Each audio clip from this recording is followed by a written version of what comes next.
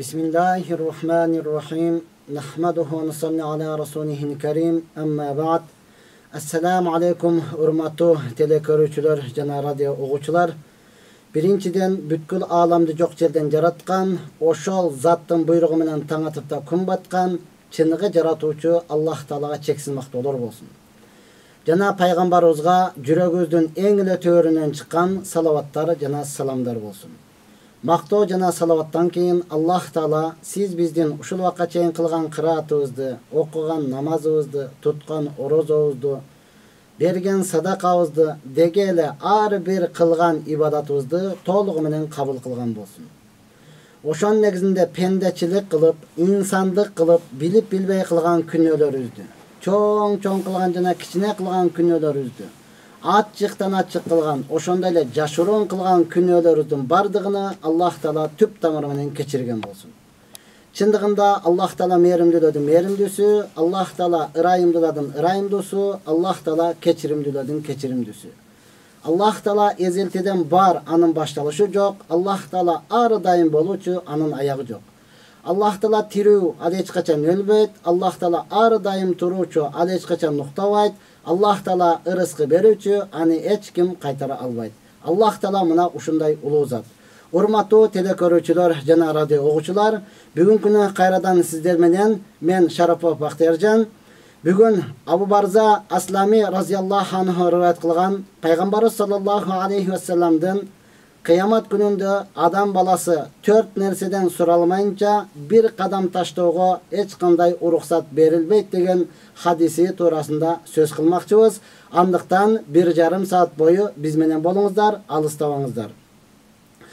Абу Барза Аслами разияллаху анху риваят кылган хадисте пайгамбарыбыз саллаллаху алейхи ва саллам айтат: кыямат күнүндө адам баласы пенде 4 нерседен суралмайынча бир кадам таштоого эч качан уруксат берилбейт. Биринчиси ан умрихи фима афнаху, эң биринчиси өмүрү туурасында суралат. Чындыгында Аллах сиз биздерди жок жерден жаратты, кычыраган күч берди, акыл эс берди, өңү түс берди, ушунчалык сулуулук берди. Ушунун баарын Аллах Таала бекер берди. Эки дүйнөдө бактылуу болсун деп Аллах Таала дин берди. Эми ушул 30 жылдык, мейли 40 жыл, 60, 50 канча жыл жашасаңыз дагы, ошол жашыңызда Аллахтын берген өкүмдөрүнү канчалык деңгээлде аткардыңыз? Же болбосо эмне үчүн аткарбадыңыз? Мына ошол туурасында сиз сурак бермейинче бир кадам таштоого дагы уруксат берилбейт.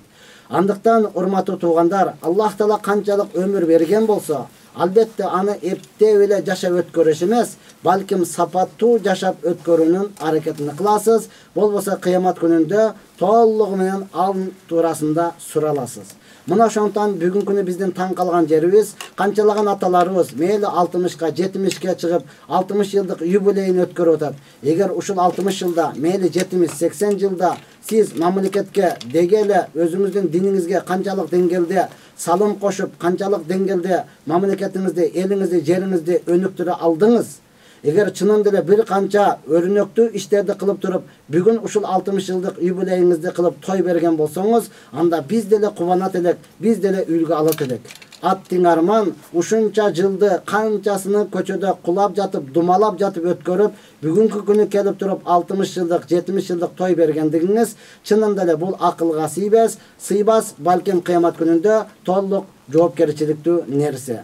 Макул, буга дагы карабайды урматтууган, пайгамбарыбыз саллаллаху алейхи ва салламдын экинчи айтканы «Уан шабабихи фима аблаху».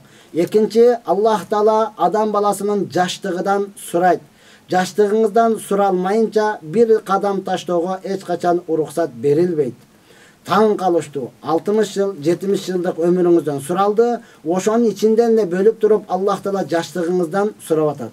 Эмне үчүн? Ошол жаштык 60 жылдын ичинде өттү го, 70 жылдын ичинде өттү го, же өзүнчө жашап кийинен ал 60 жылдыкка кошулдуңузбу? Жок, андай эмес. Албетте ошол жылдын ичинде өттү. Эми Аллах Таала өзгөчө мындан сурагандыгы, анткени бул Аллахтын бизге берген өтө чоң белеги.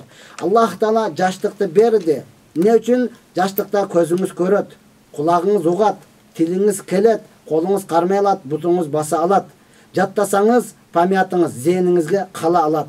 Мына ошондуктан урматтуу жаштар, Аллах Таала бул жаштык бир кетет ойноп кал деп берген эмес. Ооба, жаштык бир кетет, балким окуп кал, балким үйрөнүп кал, балким жаттап кал, балким ушул учурда мээнетиңди кылып кал. Ата бабабыз айтат: "Я Алла, жаштыкта берсин мээнетти, карыганда берсин дөөлөттү" дейт. Жаштыкта ушунчалык мээнетти кылып коюңуз, Аллах Таала өмүр берип 60-70 карыган учурда төрдө папайган бактылуу аксакал, бапайган бактылуу чоң эне, жосом тайене болуп, не кыласыз? Ошол жерде небере чеберени жумшап, небере чебереге акыл насаатыңызды айтып, биздин кезде мындай эле деп айтып, ошол учурда дөөлөттүү болуп жашаганга Аллах мүмкүнчүлүк берет. Ошондон өзгөчө бүгүнкү күнү эми аксакал аталарыбыз, алар бизде мурда жашады, 70-80-60 мурда бизден жашады, биз аларга эч нерсе дей албайбыз. Өзгөчө бүгүнкү күнү жаштарга, урматтуу жаштар, бүгүнкү албетте келерки келечек сиздердин колуңуздарда. Ошондуктан Аллах Таала жаштыкты берди. Окуп кал, билип кал, үйрөнүп кал деп. Себеби ата бабабыз айтат: жаштыкта жаттаган нерсе ташка тамга баскандай, карыганда жаттаган нерсе бул сууга жазгандай. Азыр ташка тамга басып, ташка атыңызды жазып коя турган болсоңуз, кылымдар бою, жылдар бою өчпөстөн тура берет. Эми сууга жазып көрүңүз, азыр жазганыңызды азыр көрсөтүп бере албайсыз, урматтуу тууган. Карыганда дал мына ошондой болуп калат, арман болуп калат. Ошондуктан бүгүнкү күнү шүгүрчүлүк кылышыбыз керек. Аллах Таала өзгөчө сонун заманга жаратты. Сонун заманда баары жок кенен, жалаң окуй турган, билип кала турган, илим алып кала турган, үйрөнүп кала турган заманда гана жашап атабыз. Эми ушул учурда окубасак, ушул учурда жаттабасак, ушул учурда билим, илим ала албасак, анда качан, урматтуу тууган? Чынында эле бир аз алдыга көз жүгүртүп көрө турган болсок, мына 90-жылдары, же 2000-жылдары ушунчалык кыйын учурлар болгон. Ошондо дагы эми андан алдыңкыны айта турган болсо, аксакалдарыбыз, мурдагы окуган мугалимдерибиз айтса, жомоктой сезесиң. Бирок чынында эле учкай болсо дагы биз көзүбүз менен көрүп калдык, ушунчалык кыйынчылык болгон. Чынын айтканда, мен Баткен областынын Карабак айылынан болом. Ошол жерде биз жаштыгыбызда билебиз, мурда бул Бишкек, Фрунзе деп аталат эле. Фрунзеге жөнөптүр десе, кошуна колоңду чакырып, аксакалдарды чакырып, бата алып берип, дуа алып берип, анан балам Фрунзеге кетип баратат деп жөнөтчү эле да. Ушунчалык алыс, дегеле бул чет мамлекетке өмүр бойга кетип аткандай сезилчү эле, урматтуу тууган. Бүгүнкү күнү караңчы, ушундай сонун ким келип атат, ким кетип атат, ишиңиз деле жок. Ал учурлар ушунчалык кыйын болгон. Ошол учурга дагы карабастан, чынында эле агаларыбыз, дегеле аксакалдарыбыз окуп, бизге ушунчалык деңгээлде илимди жеткирди. Эми жаштар, мына мүмкүнчүлүк болуп турган учурда окуп калыңыз. Мүмкүнчүлүк болуп калган учурда билип калыңыз. Ойногонго убакыт келет. Бардык нерсени кылганга убакыт келет. Азыр сиз бирок окуганга убакыт келбейт. Телефонду түрүлөп көтөргөнгө убакыт келет. Түрү менен кийим кийгенге убакыт келет. Түрүлөп тамак жегенге убакыт келет. Каалагандай эс алганга убакыт келет, урматтуу тууган. Бирок эгерде окубай кала турган болсоңуз, анда окуунун убакыты келбей калат. Келсе деле азыркыдай жаттай албай каласыз, азыркыдай тилиңиз келбей калат, көзүңүз көрбөй калат, кулагыңыз укпай калат, окуганга убакыт дагы жок болуп калат. Ошондуктан мен өзгөчө жаштарга айтарым, бүгүнкү күнү окуп калыңыз, жаштыкты текке кетирбеңиз. Аллах Субхана Таала муну өзгөчө белек кылып берген, ушул жаштык боюнча дагы суралат. Мейли ойноп кал, мейли күлүп кал, бирок эртең күнү арман кылып каласың. Ошондуктан бүгүнкү жаштар, урматтуу туугандар, я Алла, ата бабабыз айтып кеткен, өзгөчө эркектер, жигиттин башында ар нерсе бар. Biz бул теманы эмне үчүн тандап алдык, урматтуу тууган? Бүгүнкү күнү жаштарга бир сөз айтсаң жетпейт, эки сөз айтсаң ашыкчалык кылат, бир жарым сөз таппай ата-энеси кыйналат, бир аз бакыр-чакыр кылып койсо, кокус-какыс кылып кое турган болсо, ал таарынат, ал өлөм дейт, коркутат, урматтуу тууган. Бизде ата-бабабыз айтып койчу эле, жаман катын кетем деп коркутат, жаман эркек өлөм деп коркутат депчи. Чынында эле ушундай учкай макал лакаптар менен ата-бабабыз сөөгүңө жеткире турган кылып айтып койгон. Ошолорду карап билип ала турган болсок, чынында эле өзүбүз өкүнбөйбүз. Урматтуу туугандар, урматтуу жаштар, Келиңиздер. Мүмкүнчүлүк болуп калган учурда окуп калайлы. Ар бирибиз эртеңки келечекти куруп калуунун аракетин кылайлы. Чынында эле Алла сизди эркек кылып жаратты. Макул аял кылып жаратты, урматтуу тууган. Бирок бизде аялдардан үлгү ала турган Курманжандатка энебиз бар го. Өзгөчө жалпыбызга үлгү ала турган пайгамбар саллаллаху алейхи вассалам төрөлгөндө жетим болуп төрөлдү го. Ушунчалык кыйынчылыкты көрдү го. Ошол учурда асынып албады, дары ичип албады, сайынып албады, жаман жолго түшүп кетип калбады. Балким чыйраак болду. Балким кайрадан тың болду. Балким кайрадан эмне кылды? Бекем болду, белди бекем бууду. Бүгүнкү күнү жаштар ар бирөөбүз албетте мына ушундай болушубуз керек. Ооба, атаңыз жаман сөз айтты, апаңыз жаман сөз айтты, туугандарыңыз жаман сөз айтты. Мени бирөөсү дагы жактырбайт. Мен бул үйгө чоочун адаммын. Мен ушундай жек көрүшөт. Жок, урматтууган. Балким сизди жакшы көрүшөт. Сизди келечекте кыйналбай, башка бирөөгө көз каранды болбостон, башка бирөөнүн колунда иштеп калбастан, балким иштете турган болуп, балким адамдар ушундай кыйынчылык, тупикке түшүп калган учурда ошолорду жарыкка алып чыгып кете турган инсан болсун деп сизге ушул сөздөрдү айтып жаткандыр. Макул, урматтууган, ушул эле сөздү сиздин душманыңыз айтса кандай кабыл алат элеңиз? Сизге мына кол салам, мына Кыргызстанды басып алам дей турган душман ушинтип жаман сөз айтса не кылат элеңиз?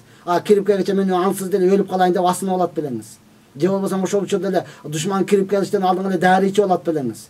Жок, урматтуу тууган, кайра белди бекем байлап, мен элимди, мен жеримди, мен үй бүлөмдү, дегеле мен тууганымды эч кимге кор кылбаймын, эл жеримди мен сактап каламын дей турган чыган жигит сизсиз. Албетте келечектеги энелер сиздер, урматтуу кыздар. Андыктан баардыгыбыз не кылайлы? Аракет кылып туруп, жаштыгыбызды текке кетирбестен окуп калуунун аракетин кылайлы.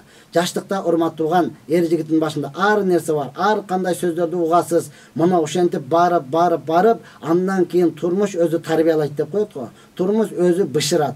Бүгүн бир ата-энеңиздин сөзүнө чыдай албасаңыз, эртең күнү душмандын сөзүнө кандай чыдайсыз?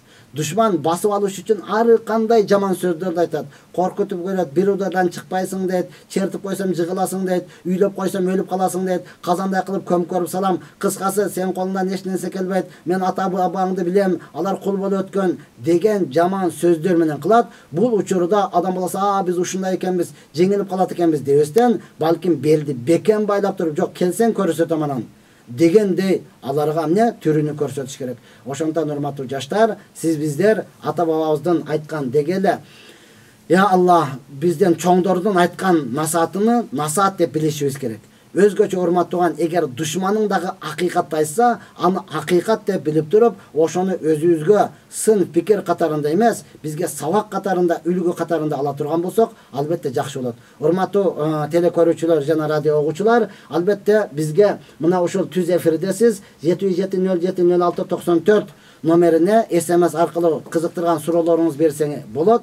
Анан, урматтуу тууган, суроо бериштен алдың, сиз биздерге бул жерден чечилбей турган талак маселеси боюнча, ошондой эле жалгыздыкта сурай турган, жекече сурай турган төшөк маселеси боюнча сурооду жөнөтпөй, башка кызыктырган суроолорду берсеңиз, Кудай буйрса, биз 1,5 саат бою сиздер менен бирге болобуз деп чечтик. Андыктан бизден алыстабаңыздар.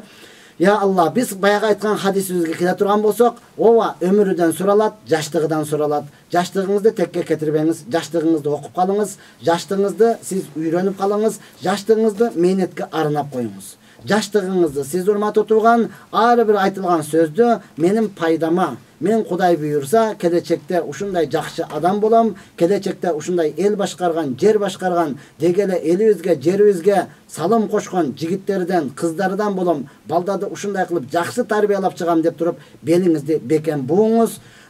Албетте, чынында эле сөз сөйөктөн өтөт, таяк эттен өтөт, сөз сөйөктөн өтөт деген нерсе бар. Кээ бир душманыңыз, же болбосо кээ бир жакыныңыз ушунчалык каттуу сөз айткан болсо, сөйөгүңүздөн өтүп, кулагыңыз жаңырып, унута албай жаткан болсоңуз, анда пайгамбарлардын тарыхына дагы бир караңыз, көз чаптырыңыз.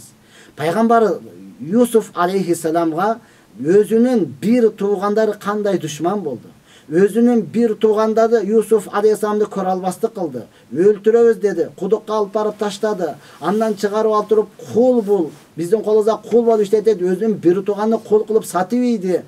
Yusuf aleyhissalам канчалаган кыйынчылыктарды көрдү, ошого сынбастан белини байлады, акырына кандай падыша болду да, урматтуу тууган. Мына ошондуктан биз өзүбүздүн Кыргызстаныбызды эле карай турган болсок, акыйкат үчүн канчалык кыйынчылыкты көргөндөр бүгүнкү күндө кандай жыргалчылыкта, элдин оозунда сыймыктуу болуп жашап аткандар биздин өзүбүздүн да ичибизде толтура. Ошондуктан урматтуу жаштар, урматтуу кыздар, Аллах Таала мүмкүнчүлүк берип аткан учурда кайсыл жерде кандай абалда окуйсуз, окуп калыңыз, билип калыңыз, үйрөнүп калыңыз, убакытыңызды текке кетирбеңиз.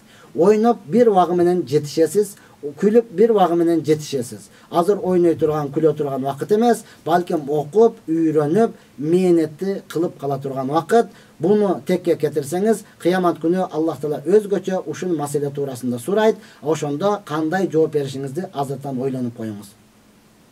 Biz эми калган 3-чү, 4-чүсүнө андан кийин суроолорду жооп бергенден кийин кезеги келсе айтабыз. Суроолорго жооп берели. Ассаламу алейкум ва рахматуллахи ва баракату. Каза намаз окуп атканда теспе дуа кылбай эле окулабы? Ооба, теспе дуа кылбай эле окусаңыз боло берет. Эгер чынында эле вакытыңыз кенен болгон болсо, анда намаз окугандан кийин ушунчалык мүмкүнчүлүк табылды, Аллах Таалага кайрылдыңыз, эшик ачылды деген сөз. Теспе тартып субханалла, алхамдулиллах акбар деп таптырып, Аллах Тааладан дуа кылып сурап калсаңыз, өзүңүзгө эле пайда. Биздин чынында эле муктаждыгыбыз өтө көп бере турган Аллага ушунчалык мүмкүнчүлүк таптыңыз, дуа кылып сурап калсаңыз жакшыраак болот. Эгерде вакытыңыз азыраак болуп, же болбосо башка жумуш кыла турган болсоңуз, салам берип туруп эле амин деп туруп кетсеңиз боло берет, күнөөкөр болбойсуз. Ассаламу алейкум устаз, жаштык канча жашка чейин? Жаштык урматтуу тууган, чынында эле бизде алымдарыбыз айтышы боюнча 25 жашка чейин бул жаштык деп эсептелинет. Андан кийингиси ортоңку муундарга кирип кетет. Мына ошого чейин. Эми урматтуу тууган, бул жаштыкты чынында эле 12 жаштан баштап туруп ушу 25 жашка чейин мындан бияга жаш мезгили калбайт. Мындан кийин возраст келелек деп айта албайт. Балким мындан кийин өтүп кеткен учуру болот. Ооба, урматтуу тууган, өзүм карасам дагы жүрөгүм жаш дегендер бар. Азыр мисалы 40ка келсеңиз эле көзүңүз көрүп турат, кулагыңыз угуп турат, тилиңиз келип турат. Азыр деле жаштыкка, карылыкка моюн бербестен окуп калсаңыз, үйрөнүп калсаңыз, чынында эле кечикпейсиз. Окуп калуунун аракетин кыла бериңиз. Ассаламу алейкум устаз, сизге суроом. Менен үйлөрдү өзүнүн кылып эле жаза бериңиз, себеби бул жакта бизде көрүнбөй калат. Hak etki ошондон сактануунун дубасын жазып, жылкынын тагып койсо болобу дейт. Ассаламу алейкум, сизге суром. Көз тиүү деген окшойт. Көз тиүү хак дейт го, ошондон сактануу дубасын жазып, жылкынын жалына тагып койсо болобу?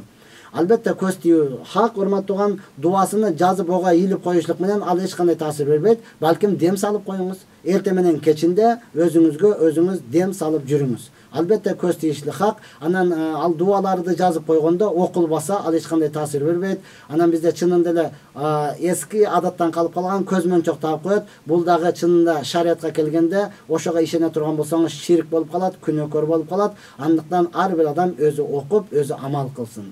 Selam aleykum. Eki ötüp kişinin aşın bir günde bir yerde berse bulu.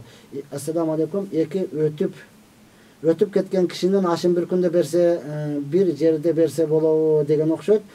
Толук жазсаңыз бизге да кыйын болбойт эле, шашпастан эле тамгаларды кайра окуп жазыңыз урматтуу тууган. Чындап эле азыр катасын текшерип мындай деп жаз, андай деп жазсак убакытыбыз кетет. Андыктан негизи аш беришлик деген бул шариатта жок, кыйналбаңыз. Эч кандай шариатта жок, анан сооп таппайсыз, балким күнөөкөр болушуңуз мүмкүн.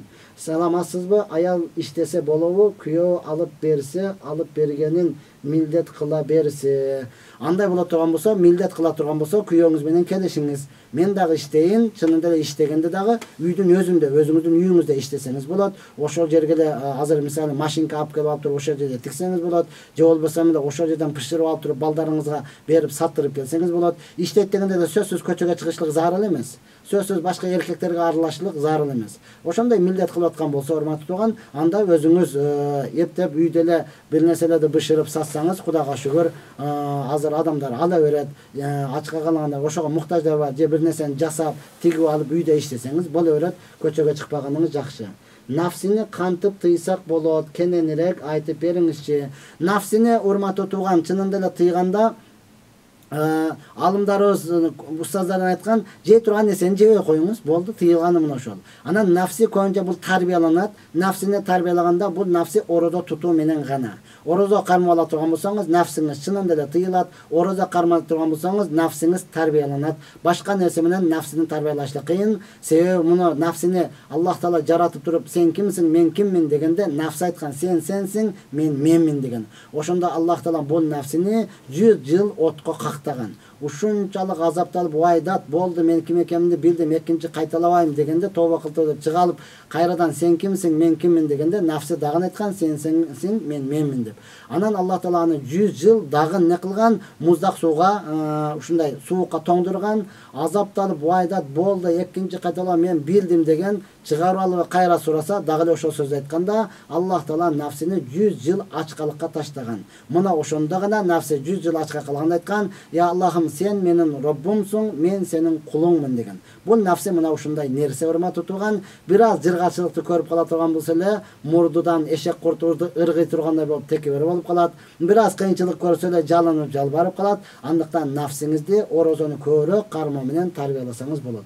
Ассаламу алейкум ва рахматуллахи ва баракатух. Устаз, аялым Куранга тилим келбей жатат деп окубай жатат. Артында туруп окуй берсе болобу? Өтө сонун болот. Тили келе турма тутулган, ал жалкоолук эле сөз. Чынында эле тил катпайт, тил ката турган болсо өлгөндө катыш керек, же болбосо бирөөдү сөккөндө, бирөөдү каргагандан катыш керек да. Энеңди урайын деп айта албай калды, энең деп туруп калган болсо, мунун байкуш тили катып калыптыр. Чынында эле бул тили келбей жатат десең болот. Азыр эми таң калыштуу, канчалаган адамдар дагы мына ошентип да тилим катып калган. Жок, катпайт тил. Тил катпай турма турган, тил өлгөнүңүздө катат. Чынында эле өлгөнүңүздө катат. Же болбосо карганда бир аз кыйынчылык болушу мүмкүн. Ошого аракет кылыңыз. Кайра тилиңизди айта бериңиз, урматтуу тууган. Саламатсызбы? Жин киргенде кимге барышыбыз керек? Айдын ыйманына барсак жардам береби? Айылдын ыйманына. Аллаңыз калып кеттир. Эми билбейм кайсыл айылда жашайсыз. Эгерде айылдын имамы чынында эле илимдүү болгон болсо, жардам бериши мүмкүн. Бирок жин чыгарыда, азыр бизде Бишкекте Жыргал каары дегенибиз бар. Ошондой эле Тагдыр каарыбыз бар. Тагдыр каарыны мен өз көзүм менен көргөнмүн, кандайча чыгарып аткандыгын урматтуу тууган. Анан эгерде бул баланы сыйлап, бул баланы өзүнүн урматын өзүнө ордуна кое турган болсоңуз, чынында эле ушул жардам берип чыгарышы мүмкүн. Чынында эле булар дагы кыйналып калат, булар дагы түшүнүш керек. Бир жинди чыгарышлык канча оор, канча кыйынчылыкка түшөт. Өзүң уктай албайсың, кыйналасың. Андыктан кичине акча дагы сурашы мүмкүн. Анан акча сурайт экен, булар деп эле таарынып, молда дагы акча сурайбы деп эле ар кимге сөздү айта бербестен, жок, аны суратпастан туруп биринчи өзүңүз бериңиз. Анан кайра айтыңыз, эгер жини чыгып кетип эле турган болсо, сөзсүз ыраазы кылабыз, мынакей деп туруп дагы бериңиз, урматтуу тууган. Врачка кандай берип атасыз? Деги эле гайлерге кандай берип атасыз? Башка тармактарга сурабастан туруп эле чуркап барып эле от души деп эле бересиз, урматтуу тууган. Анан ушуга келгенде бербей каласызбы, ушуга келгенде таппай каласызбы? Эң негизги албетте бергиңиз келбей турган болсо, өзүңүз пайгамбарыбыз саллаллаху алейхи вассаламдын эртең мененки жана кечки зикирлерин толтуруп, өзүңүз дуа кылып, өзүңүз намаз окуп жүрүңүз, иншалла сак болосуз, башка бирөөгө муктаж болбойсуз.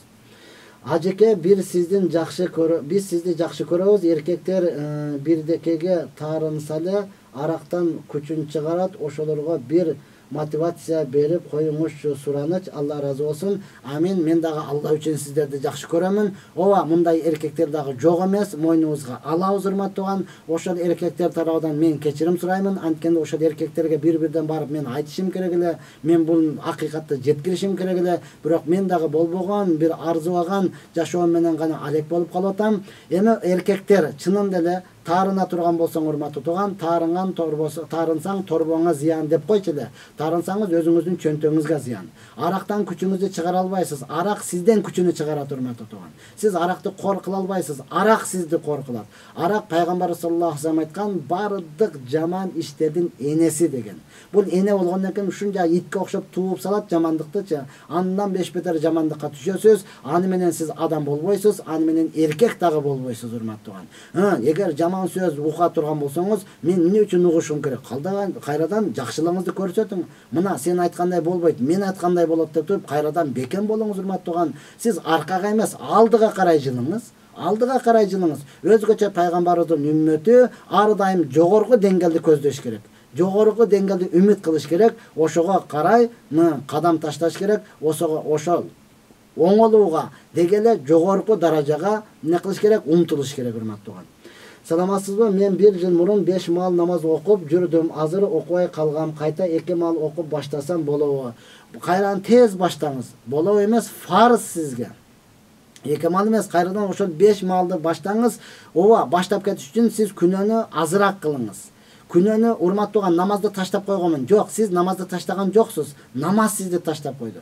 Күнөөңүз көбөйгөнлүгү үчүн Алла Таала ал жака жакындатпай койду. Канчалаган адамдар айтат, намаз окуп жүрүп окубай койдум, таштап койдум. Жок, намаз сени таштады. Куран окуп жүрүп окубай койдум, таштап койдум. Куран сени таштап койду. Мечит сени таштап койду. Барып эң өкүнүчтүүсү акырында ла илаха иллалла келме таштап коюштук коркунучу бар. Кыямат күнүндө сен ушул келмени айта албай өлүп калсаң, иманың кандай болуп калат, урматтуу тууган? Кыямат күнү айта аласызбы? Мен ла илаха иллалла айтып жүрүп анан өлөйүн дегенде айтпай койдум, таштап койдум дей аласызбы? Пайгамбарыбыз айткан: "Ман кана ахиру каламихи ла илаха иллалла дахалал жанна." Кайсыл адамдын акыркы сөзү ла илаха иллалла болсо, ал бейишке кирди деген. Ишениктүү айткан, ишеничтүү айткан, кирсе керек, ошентип ниет кылайлы, жакшы ойлой берели, иманы саламат болсун деген эмес, урматтуу тууган. Балким бейишке кирди деп айткан. Ошондуктан намазыңыз бекем болсо, Кураныңыз бекем болсо, ибадатыңыз бекем болсо, акыркы сөзүңүз ушул болуштагы насип кылат, урматтуу тууган. Анан азыр таштап койдум, эмне кылам? Фарыз сизге эртелек тез баштаңыз. Мына азыр шам өтүп кетти, куптандан баштаңыз дагы, окуп туруп, эртең менен кайрадан бардык намазыңызды калтырбай окуштун аракетин кылыңыз. Устаз, менин атам ааламдан өткөнүгө 1 жыл болот. Октябрдын 5-inde. Ошого жылдык өткөрсөк болобу? Алла ыраазы болсун. Урматтуу туугандар, Кыргызстан боюнча көйгөйлүү, ачуучундук айтып атабыз. Жылдык, пайшембелик, үчтүк, кырктык бул шариятта жок. Өткөрсөңүз ысраф болот, кыямат күнү жооп бересиз. Өткөрбөсөңүз күнөөкөр болбойсуз.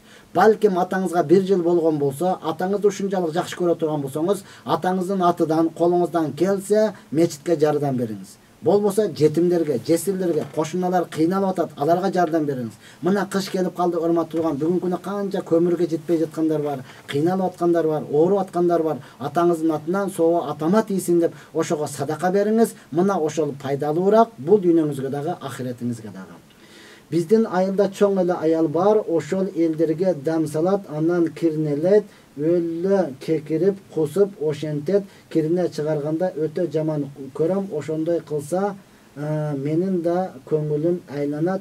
Ушул туурабы? Аял затынын негизден дем салганда аялдарга кылса болот, анан кирнелегенде ооба жашы өтүп калган, бул шариатка каршы эмес, кирнелей турган болсо, боло берет, барып кирнелетип алсаңыз, боло берет, пайдасы тиет. Бул шариатка эч кандай каршы эмес. Чынында эле бул шифаны Алла берет дей турган болсо, анан мага ушинтип жүгүң өтүп калды, анан мен ушинтим, мен дей турган болсо, анда сактанганыңыз жакшыраак. Намаздан кийин кайсы дуаларды окуш керек? Намаздан кийин билген дуаңызды окуңуз. Bizde жақсы сөз бар. Қарға тапқаны чоқойт, молда білген оқойт деді ғой. Қырғызчада, арабча қылышыңыз шарт емес. Сіз неге мұқтажсыз? Сізге эмне керек, урматтуу? Албетте дуаның қабыл болушунун шарты эң биринчи Аллах Тааланын Асмаул Хусна, Аллах Тааланын көркөм ысым сыфаты. Я Рахман, Я Рахман, Я Рахман, Я Рахим, Я Рахим, Я Рахим, Я Зал Жалали вал Икрам, Я Зал Жалали вал Икрам деп 3 жолдан айтып туруп, анан Аллахка кайрылып дуа кылыңыз, кыргызча кыла бериңиз. Яғни сизге эмне керек, ошону сураңыз. Албетте сураганда эле я Алла, сен асманда мен паста бир чамадан акча ташта деп сразу акча сурабай, аны дагы сурасаңыз болот турмат. Бирок колуңузга сураңыз. Акча колдун кири, байлык колдун кири деген колуңуздан келип колуңуздан кетсин. Дүйнөнү сурасаңыз дагы болот. Себеби пайгамбар саллаллаху алейхи вассалам айткан, силер Аллахтан казаныңарга туз сурагыла, патинкеңер үчүн бол сурагыла деген эмнени сурасаңыз дагы боло берет. Ооба, эгер арабча билсеңиз, пайгамбарыбыздын Маснун дуалар деген китеби бар. Ошону алсаңыз, бардык дуалар ошол жерде турат, дуа кыла бересиз. Ассаламу алейкум устаз, салатун нария жөнүндө кыскача айтып бериңиз сураныч. Бул салатун нарияны ыйык айлар жана кабыл болгон дуалар деген китеп бар. Ошону карасаңыз, ал жерде муфассирлер айткан, кимдеки ошо салатын нарияны 4444 жолу толтуруп, эмнени дуаны кыла турган болсо, ошол дуалары кабыл болот деген урматтууган. Буга биздин Арчебештеги устаздарыбыз, ошондой эле Ак өргөдөгү устаздарыбыз бардыгыбыз амал кылып келебиз. Алхамдулилла, ошону толтурганда дуабыздын натыйжасын биз аннык көрүп, бүгүнкү күнү амал кылып келебиз. Ошол китепти карасаңыз, андан жакшыраак жана кененирээк табасыз. Ассаламу алейкум, Кудай тамак ашын жесе болобу? Кудайды өткөргөндөгү окшойт, өткөргөндөгү тамак ашын жесе болобу? Бизде кара аш деп коет, аны жебегениңиз жакшыраак, андан сактанганыңыз жакшыраак. Себеби өткөн темаларда мен айтканмын, Мурас деген нерсе бар. Мурас деген китеп чыкты. Азыр машалла Дордойдо, дегеле централь мечиттерде китеп диний магазиндерден карасаңыз, бул китеп бар урматтууган. Себеби маркум өлгөндө эң биринчи анын байлыгы кепиндегенге, көмгөнгө иштетилиш керек. Андан арткан болсо карызын төлөгөнгө иштетиш керек. Андан арткан болсо насаатыга иштетилиш керек. Андан арткан болсо анан маркумдун жакын туугандарга бөлүнүп бериш керек. Ошол бөлүнүп бергенден кийин гана кайсы бир жакыны, кайсы бирөөсү баласы мына мен өзүмдүн атымдан берем дей турган болсо, андан жесеңиз болот урматтууган. Бүгүнкү күнү ал нерселер болбой туруп, бышырып, ал жерде эт талашып, ал жакта бирөө кайгысынан ыйлап атат, бирөөсү эт талашып, урушуп атат. Андай жат көрүнүшөдөн оолак болгонуңуз жакшыраак. Себеби муну көпчүлүк аалымдарыбыз арам тамак дейт, аны жебегениңиз жакшыраак болот. Ассаламу алейкум устаз, бала бакчага балдарды берсек болобу? Я Алла, эгер эркек киши болсоңуз, суроо берген аялыңызга каратканыңыздан өтөрү жок. Аял киши болсоңуз, өзүңүз карагандан өтөрү жок. Өзүңүз карагандан. Себеби урматтууган, чынын эле бүгүнкү бала бакчада менин жанымда бир бала бакча бар. Эртең менен жумушка баратып ушунчалык боорум оор. Чынын элечи, баласыны таштап качып чыгат. Баласы ыйлаган бойдон калат. Келип алып кетем деп, анан кечинде кайрып алып кетет. Чынын эле бала таш боору болуп калат, бала мээримден алысыраак болуп калат. Ал жерде кантип тарбиялап атат, аны дагы караш керек. Себеби ошол эле оюнчуктарды коюп коет.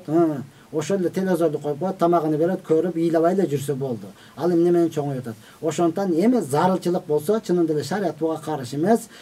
Башка айла жок болсо берип иштесеңиз боло берет урматтууган. Анан негизиден ар бир баланы ата-эне өзү караганы жакшыраак. Мына ошол балаңызды жакшы көрөсүз, мына ошондон ачуу чындык айтылды. Бирөө баласына мына ошентип эртең менен садикка апарып таштайт, кечинде алып келет, баласы эмне кааласа берет, колунда бар. Баласын ушунчалык жакшы көрөт, баласын эркелеп сурап атат. Биз сени ушунчалык жакшы көрөбүз. Биз караганда бизди дагы жакшы карайсың, ооба дейт баласычы. Сен караганда мен дагы кантип карайсың десе айтат. Эртең менен карыялар үйгө апарып таштаймын, кечинде жумуштан кайтканда кайрадан алып келемин деп. Эмнеге десе, силер дагы мени жакшы көрүп, мына ушундай кылып атпайсыңарбы деп атпайбы? Мына ошондуктан урматтуу туугандар, бул биз үчүн сабак болуш керек. Айла жок болсо, шарият каршы эмес, берсеңиз боло берет.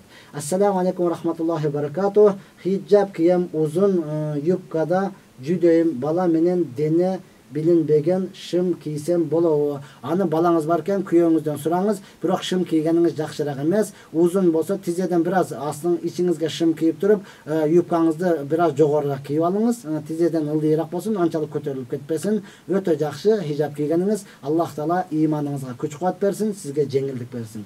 Ассаламу алейкум. Аялдар мисвак колдонсо болобу? Сүннөт урматтуу тууган, болот. Сүннөт, аялбы, эркекпи, бардыгы бирдей мисвак колдонгон сүннөт. Муну колдоно турган болсоңуз 70тен ашык пайдасы бар урматтууган. Албетте биз эми пайдасын билбейинче кылбай калдык да. Эң негизгиси тишиңиздин сарысыны кетирет урматтууган, мүлктөрүнү бекем кылат, какырыкты жоготот. Өзгөчө пайдасын айтканда, акыркы кыяматта ла илаха иллалла деп келме айтканга мүмкүнчүлүк берилет. Албетте бул Аллах тааланын ыраазычылыгын талап кылат, шайтанды жек көргөзөт. Мына ошондуктан эркек аялбы мисвак колдонушлук сүннөт колдонуңуздар. Пайгамбарыбыз айткан, эгерде менин үммөтүмө машакат болбогондо, мен ушул мисвак колдонуштукту өкүм бермекмин деген, сүннөт бойдон калган фарыз кылмакмын же важип кылмакмын деген. Ассаламу алейкум бактыяр дамылар, ден соолукта болуңуз. Рахмат, ошентип дуа кылып туруңуздар. Албетте мен сиздердин дуаңыздарга муктажмын. Ассаламу алейкум рахматуллахи ва баракатух. Мен тез ооруп калам. Сылабыймын, ооруп калганда намазды таштап коем. Кантсем болот? Багымдат намазды азан чакырышына эле окуса болобу намазды азан чакырылышына эле окуса болобу? Ооба, чакырылгандан кийин окусаңыз болот. Азан чакырылды деген, убакыт келди деген сөз. Сиз ооруп калган учурда жок, тез ооруп калат болсоңуз, Аллах сизди ушунчалык жакшы көрөт экен, урматтуу тууган. Же болбосо Аллах хасанада намазды таштап койгондугуңуз үчүн кайрадан сабак болсун деп ооруп берет. Эки варианты болушу мүмкүн. Ошондон сиз ооруп калган учурда ооба тик тура албайсызбы, отуруп алып окуңуз. Отурганда дагы болбой калабы, анда башыңыз менен мындай има ишара деп коет, башыңызды кыймылдатып окуңуз. Тарат ала албай калган болсоңуз, ооруп калган учурда таяммум кылып дагы окуңуз. Макулбу? Антесе намазды таштаганыңыз бул болбойт, бул фарыз болуп эсептелет. Ассаламу алейкум устаз, кичинекей балага тамакты чайнап берсе болобу? Албетте болот да. Анын тиши жок болсо андан башка кантип бересиз, урматтуу тууган? Ошентип чайнап, анын курсагын жакшы тойгозуп, ошого кичинекей кезинде баяндарды да айтып, жакшы сөздөрдү да айтып, чоң кишиге сүйлөгөндөй эле сүйлөй бериңиз. Ага өзүнчө бир тил таап албастан, кадимки чоң кишиге сүйлөгөндөй даават кыла бериңиз, ошону угуп чоңойт. Ассаламу алейкум, тендер арамбы? Жок, урматтуу тууган, тендердин мунун эч кандай арам эмес. Эгер ошол тендер утканда дагы ошол көрсөтүлгөн ал өзүнүн баягы программасы бар да, биз мынандай деңгээлде курабыз, же болбосо тендер ар кандай нерседе болушу мүмкүн. Эми канча акча менен, канча сумма менен курабыз деп атат, ошол сумманы толугу менен тең менен иштете турган болсо, эч кандай арамы жок. Ал жерде алдап кетпесе, уурдап кетпесе, эч кандай арам эмес, жакшы нерсе балким. Устаз, мен университетте окуйм жана ошол себептүү кээ бир учурларда бешим намазы каза болуп калат. Кандай кылсам болот? Кабыр азабынан абдан корком. Сиз окуганда биз деле окудук, биз деле окуп бүттүк. Я Алла, ошондон пешин намазында сиз не кыласыз? Пешин намазыны бүгүнкү күнү канчага чейин дейли? Саат 3:30-4-кө чейин окусаңыз болот. Ошондон чоң перемен деген нерсе бар. Ошол учурда фарзын да окуп алсаңыз болот. Балдар менен сүйлөшпөй бир бурчка барып туруп эле жайнамазыңызды алып алыңыз. Бүгүнкү күнү бардык шарттар бар. Алып туруп ошол жерде окуй калсаңыз, балким классыңыздагы дагы сиз менен бирге окугандар дагы балким сизди урматтап, сыйлап калышат. Ассаламу алейкум, балага ат коюу адамдын жашоосуна таасир этеби? Жакында төрөйм, эркек балага кандай ат койсо болот? Тыныган жөнүндө айтып бериңизчи. Тыныган жөнүндө айтып бериңиз. Тыныганыңызды түшүнгөн жокмун. Балага ат коюу адамдын жашоосуна таасир этеби? Албетте таасир этет. Сөзсүз таасир этет, урматтуу тууган. Балтабай, сасыкпай, итпай коюп кое турган болсоңуз, ал сөзсүз жашоосунда деле дегеле мектепте деле көрүп жүрөбүз го, урматтуу тууган. Ал сөзсүз таасир этет. Ошондуктан уул балага ат коюу боюнча аттар бар. Негизи хадисте келген коем десеңиз, Абдурахман, Абдурахим деген эң жакшы аттар. Болбосо Абу Бакыр, Умар, Усман, же болбосо ошол эле сахабалардын, пайгамбарлардын атын койсоңуз боло берет. Ассаламу алейкум, кыздар канча жаштан намаз окуса болот? Кыздар 9 жаштан, балагатка жеткен болсо, 9 жаштан этек керекеле баштайт. Ошол этек керекелген баштап, бул балагатка жетти деп эсептелет. Ошол учурдан фарыз болот. Эгер ага 9га жетпей турган болсо, азыр эми бизде бир аз сылабый алсыз болгондуктан, урматтуу тууган, кызгасы канча жашта этек керекелген болсо, ошол жаштан баштап фарыз болот. Ага чейин үйрөнүп окуй турган болсо, жашы жетпесе дагы анын сообу ата-энесине жазылат. Ошондуктан аларды дагы жашы жеткенге чейин окута бериш керек.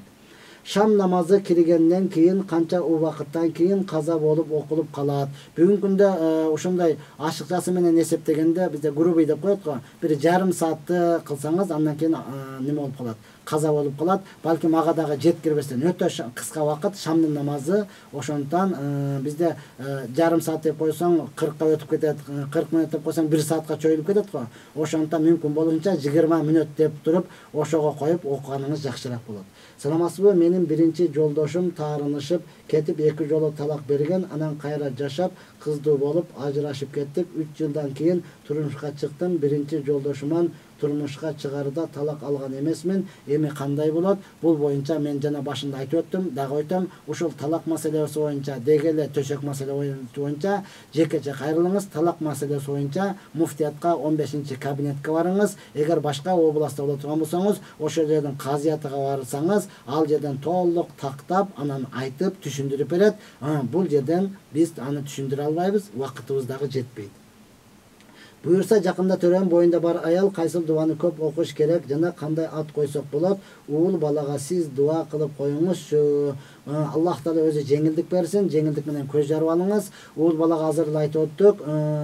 Кайсы дуаны окусаңыз болот? Ясин сүрөсүнү көбүрөөк окуңуз, урматтуу туган. Анан ошол ыйгайлар жана кабыл болгон дуалар деген китепти карасаңыз, мына ошол учурда боюнда бар дуалар жазылып турат. Биз ачыгын айтканда эркек болгондуктан ал нерсе башыбызга келбегендиктен чын деле бул дуаны жаттаган эмесмин. Ошону карасаңыз жазылганы бар. Анан Аллах Таала өзү жеңилдик берсин. Ул балага ат койгондо жана айтып өттүк, пайгамбарлардын атын коюңуз, сахабалардын атын коюңуз, же болбосо өзүнүн кыргыздын баатырлары бар, алардын дагы атын койсоңуз боло берет.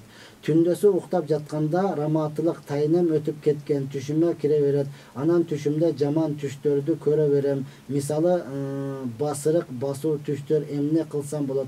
Анан аркамдан бир нерсе ээрчигендей боло берет. Жаш бала көп көрөт. Бул илешкенби? Балким илешкен болушу мүмкүн, же болсо корккон болушуңуз мүмкүн. Коркконго кош көрүнөт дегендей, мына ушундай ар нерсе көрүнө берет, урматтуу. Андыктан эч кандай коркпоңуз. Сиз деген өтө баатырсыз, эркексиз, аялсыз айырмасы жок.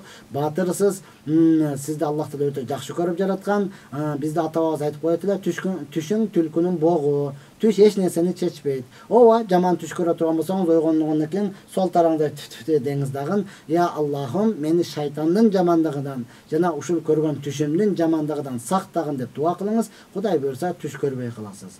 Мен жаңы намаз окуп баштагам, бирок азыр токсикоз болуп, кузуп, улам зарам чыгып жатат, дарат ала албай жатам, оозума суу алсам кузуп. Эч нерсе болбойт. Аллах Таала өзү жеңилдик берсин. Машалла. Мына ушун үчүн аялдар төрөт учурунда, же болбосо боюнда бар учурунда эмне кылса көп ибадат кыла албай калгандыгы үчүн толук мурда кандай ибадат кылган болсо ошолор жазыла берет. Сиз азыр жок кузуп аткан болсоңуз, сиздики үзүр болуп эсептелет. Ар бир намазга гана таарат аласыз, куссаңыз дагы намазды окуй бересиз. Макулбу? Дааратыңыз сынбайт.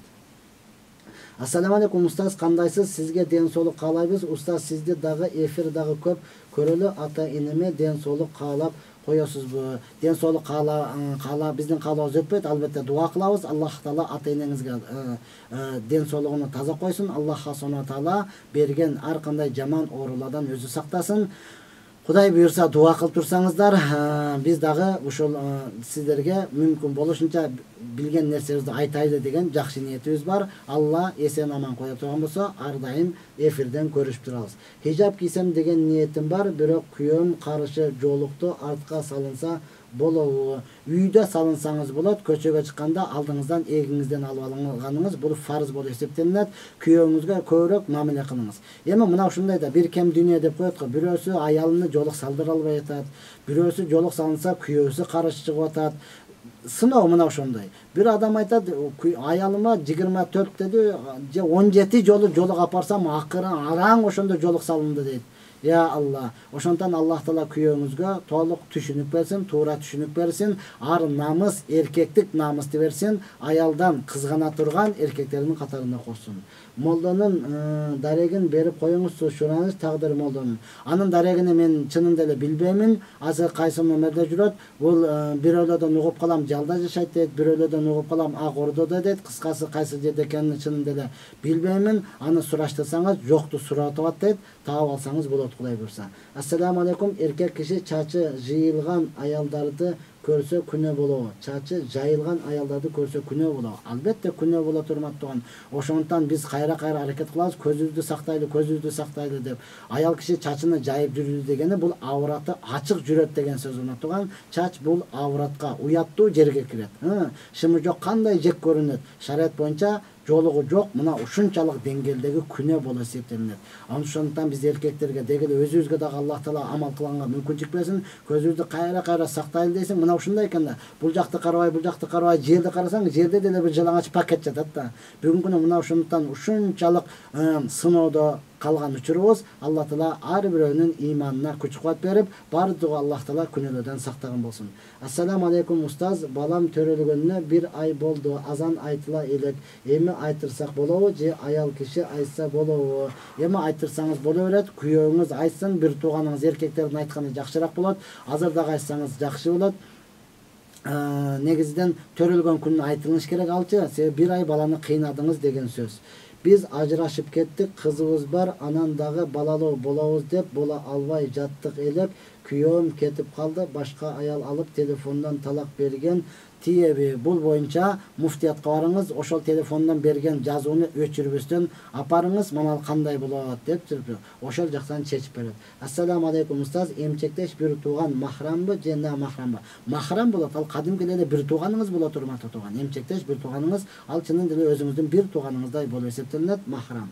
Саламатсызбы? Биринчи турмушума 3 күн жашап кеткем. Талак алган эмесмин. Азыр экинчи турмушум менен жашайм. Бизге нике түшөбү, ошону ойлонуп кайгыра берем. Кайгырыштын эч кандай кажаты жок. Сиз үйдө отуруп алып эле кайгыра бербестен муфтиятка барыңыз. Айтып атпайбыз, бул талак маселеси, нике маселеси өтө татал маселе, өтө кылдат маселе. Азыртан такта болбой турган болсоңуз, урматтууган, ал ойнош болуп калышлык коркунучу бар. Андан бала бүткөн болсо, анда ал зынадан төрөлдү болуп эсептелет. Ошондуктан, урматтуу туугандар, татал маселе, муну эртерээк ойлонуңуз. Чынын деле жакшы иш кылбапсыздар. Эртерээк барып туруп, башка областта, башка айылда болсоңуз дагы муфтиятка келип, өзүңүздүн жашооңузду чечип алып кетиңиз, убакытыңызга кызганбаңыз. Саламатсызбы ажеке? Жаман адаттан кантип арылса болот? Жаман адаттан арылыш үчүн ошол жаман чөйрөнү таштоо менен арылсаңыз болот. Жаман адатты кайсы учурда кылып атасыз? Ошол учурда жаныңызга жакшы адамдарды коюп алсаңыз болот. Жаман адаттан же болбосо сөгүнүү болушу мүмкүн, же болбосо ачуулануу болушу мүмкүн. Пайгамбарыбыз саллаллаху алейхи вассалам айткан хадистерин көп окуңуз дагы, чөйрөңүздү көп өзгөртүп, жакшы адамдар менен бирге жүрсөңүз, алар бирүнө мындай эле караганда эмне кыласыз? Уяласыз. Анан жакшы адамдар менен болгондо жаман адатка көп барбай каласыз. Намаз окуу менен, китеп окуу менен, баян айтуу менен же баян угуу менен алек болосуз. Ошондуктан Лукман Хаким дагы баласына насаат бергенде ошентип айткан: сен жакшы адамдар менен көбүрөөк бирге болгон, деген. Ассаламу алейкум. Апалардын каргышы түз тиеби? Апаныныкы дагы, атаныкы дагы түз тие турган каргыш, эгерде чынында эле ошол каргышка татыктуу боло турган болсо. Анан жөн эле отуруп алып, бүгүнкү күнү чынында эле апаларга түшүнүш керек. Жөн эле отуруп алып, келини кайгыргай берет, баласыны каргай берет, өлүгүң отурайын дейт, өлүп кала турган болсо анан ыйлап отурат ананчы. Ошондуктан чынында эле каргыш бул жакшы нерсе эмес, каргыш табаш керек. Эгерде ошол каргышка татыктуу боло турган болсо, апаныкы дагы, атаныкы дагы. Деги эле мазлум адам деп коет, жапа чеккен адамдыкы бул түз тие турган нерсе. Ошондон каргыштан сактануунун аракетин кылышыбыз керек.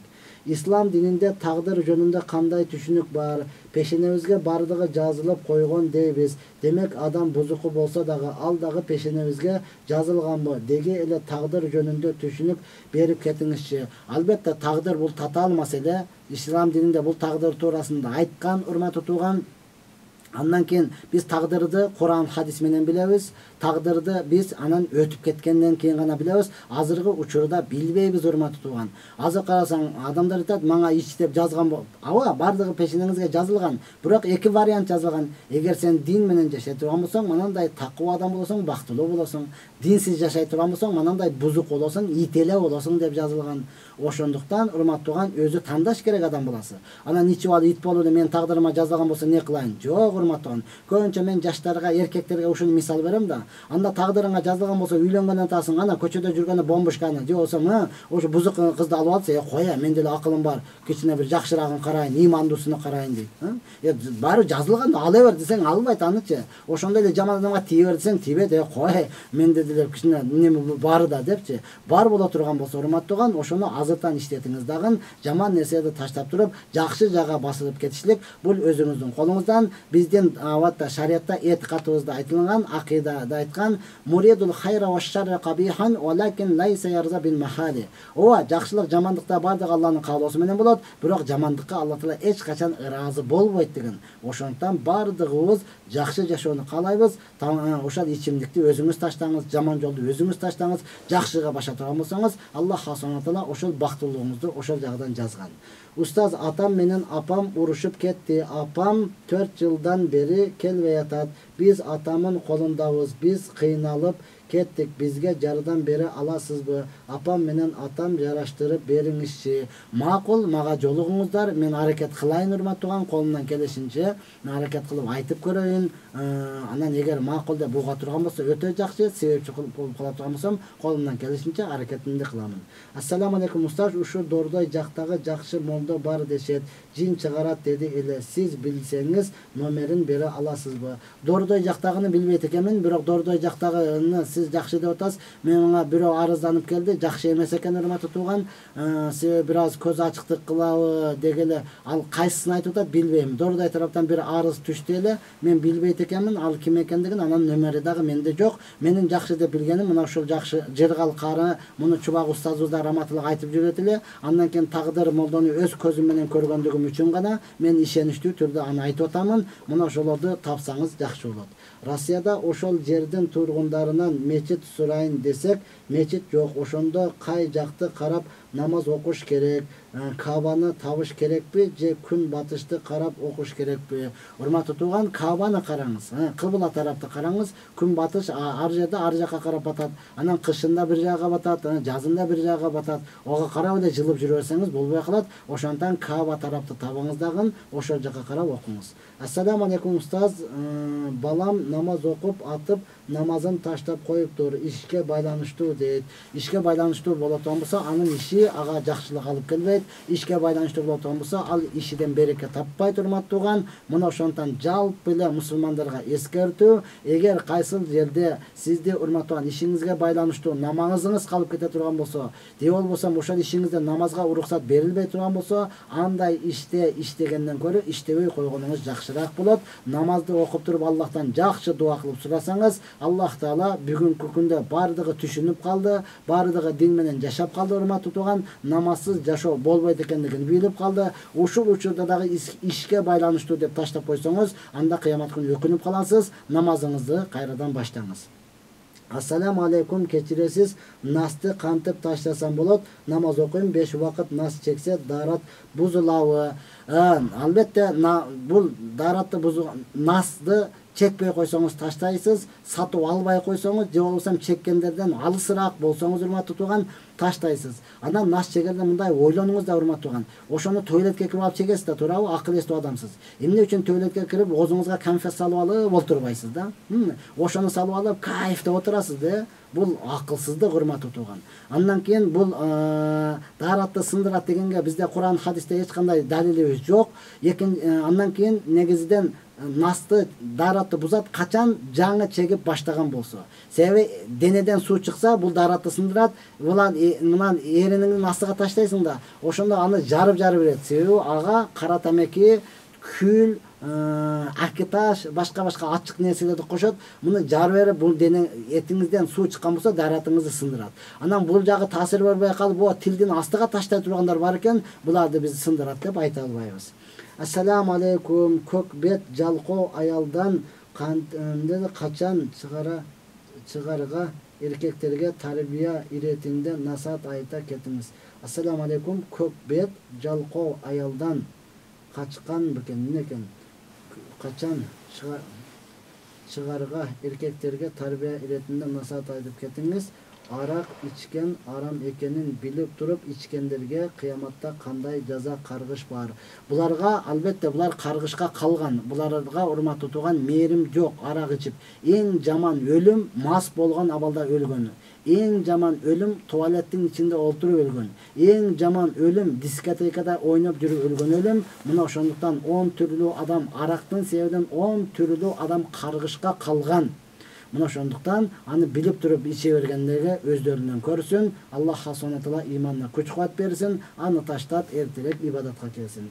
Бир досум мындан 2-3 жыл мурда карызга акча алган, 7 айда бөлүп берем, анан үстүнө 300 000 сом кошуп берем деп азырга чейин бөлүп жарып берип келе жатат. 300 000 сомду алсак процент алгандай болуп калбайбы? Башында ушундай келишим болгон эле, өзү берем акча болгондо деп жатат. Процент болуп калат. Аны алганга эч кандай сизде акыңыз жок, укугуңуз дагы жок. Бул процент арам болуп калат. Өзүңүз канча акча берген болсо, ошону эсенаман бер деңиз.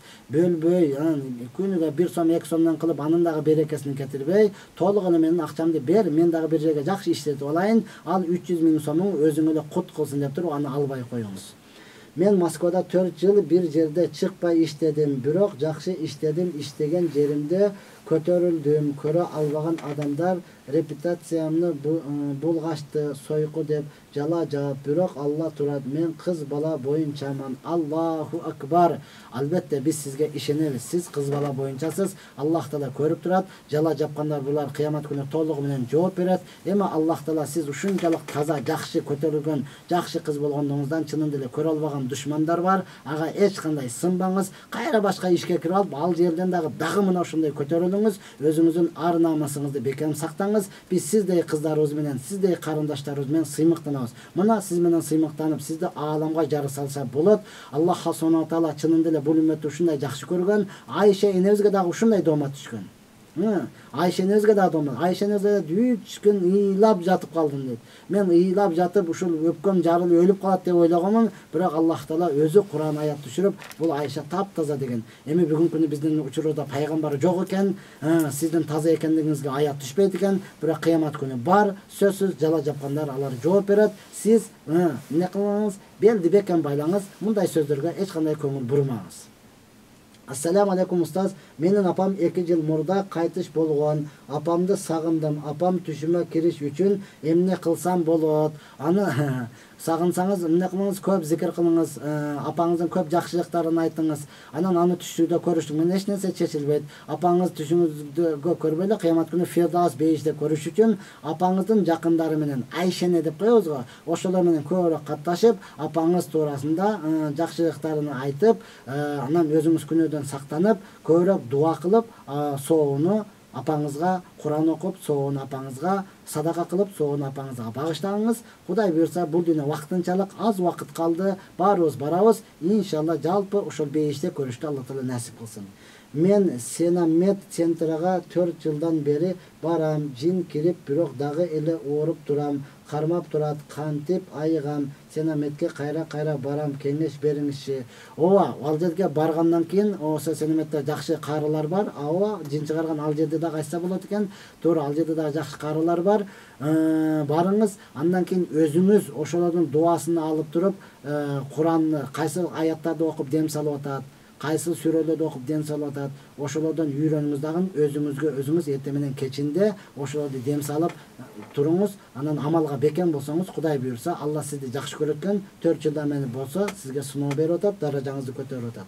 Ассаламу алейкум рахматуллахи ва баракату. Устаз, сапарда болгондо пешин намазын, асыр намазын убагына такап окусак болобу? Касыр окуйбузбу? Сүннөтүн окуйбузбу? Же фарзды эле окуйбузбу? Жоопко рахмат. Жок, пешинде асырга такап окусаңыз карахият, макруh болуп калат, жек көрүнгөн. Ошондон өз убагында окуңуз, албетте касыр окуйсуз, сүннөттөрүн окусаңыз жакшы болот. Bizde ova şariatta ruhsat берилет, шашылыш болгон болсо, башка бирөөлөр күтүп турган болсо, анда эмне кылабыз, фарздын окуп, сүннөтүн окубайбыз дейбиз. Бирок бизде шашып атат экен десе, барып сүннөт фарздын да окуйбуз дагы, касыр кылып, чуркап, чайханага барып, заказ берип коюп, ал жерде кенен олтурабыз да. Мына ошондуктан урбат. Туган чайханада тамак күтүп кенен отурганча, сүннөттөрүн дагы окуп койсоңуз сооп болот. Кыямат күнүндө пайгамбар саллаллаху алейхи ва саллям шафаатына эргеше турган адамдардын катарына кошуласыз деп үмүт кылабыз.